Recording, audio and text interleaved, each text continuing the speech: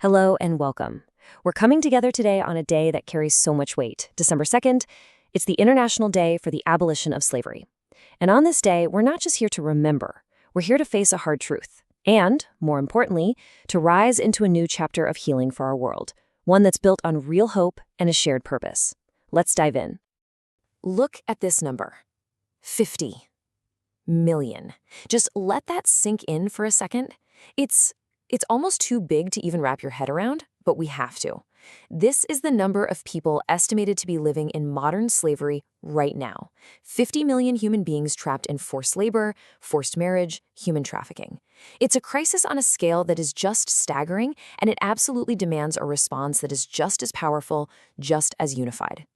So, how do we even begin to build a response like that? Well, it starts with a really fundamental shift in how we see the problem. We have to completely reframe it, because this is about so much more than just a statistic or some legal definition. And this, right here, this is the paradigm shift. You see, for way too long, the main response has been a legal one, right? Rescue the person, prosecute the bad guy. And look, that's essential, don't get me wrong, but it misses something so much deeper. Modern slavery isn't just a crime. It's a profound trauma that shatters people, it breaks families, it fractures entire communities. It's a health crisis, and when you get right down to it, it is a humanity issue. And that calls for a totally different kind of healing. This right here, this is the guiding principle. This is the pivot. Instead of just reacting to the damage after it's done, we start building the very foundations for a healed future. We have to start thinking of healing itself as the essential infrastructure our world so desperately needs to become whole again. So, what does this new kind of infrastructure actually look like? Well, the vision is something called Global South Resilience Corridors. Now, these aren't physical highways. Think of them more as living, breathing, cross-continental networks that are designed specifically for repair and for renewal. They're pathways to strengthen communities from the inside out, connecting the Global South, from Africa to the Caribbean, the Americas to Asia, all in one unified movement of healing. And at the very heart of this global vision, at the sacred center of all these corridors, there is a guiding force. It's a force of intuition, of ancient wisdom, and just profound strength. At the center of it all, a circle of women. So the UnityNet FAU Women's Network, this is not just another organization. Not at all. It's a living, breathing, global circle. It's sisters and mothers and aunties, healers, leaders, all rising together. It's a space that's built on dignity and safety, and it's supported by respectful male allies who stand with them. This circle is what will guide community healing. It'll be a force for protecting people and renewing culture. And it's going to be a hub for nurturing new leaders and passing that strength, that resilience, down through the generations. Now, I know this is a powerful, almost sacred vision. But what's so incredible is that it is also grounded in a really clear, actionable plan. So let's take a look at exactly how this healed future is going to be built piece by piece. All of this work is structured around 5 core pillars. First and foremost, you've got healing and trauma recovery. That is the absolute foundation.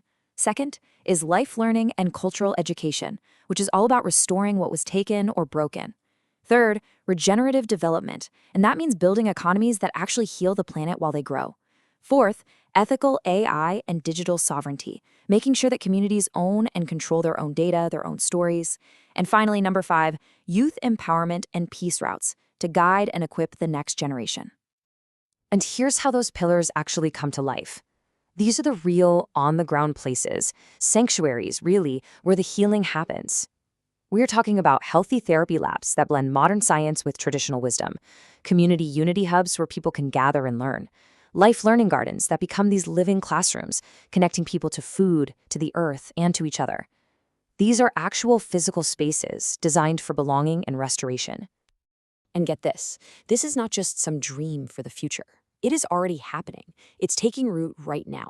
These corridors are being established all across the globe, creating this incredible network of light, from Nigeria and Kenya to the DRC and Ghana, all the way across the Caribbean, and connecting with indigenous communities on Turtle Island and diaspora partners all over the world. This is a truly global movement, rising up in solidarity. So now, this story turns. It turns to you, Because this isn't something that you just watch from a distance. This is a direct, personal, and powerful invitation for you to step into this work and to help build its very foundation. Just take a moment and really think about that. With your own unique gifts, your passion, your voice, how will you join this sacred circle? Because the truth is, every single one of us has a role to play in building a world where no one is exploited.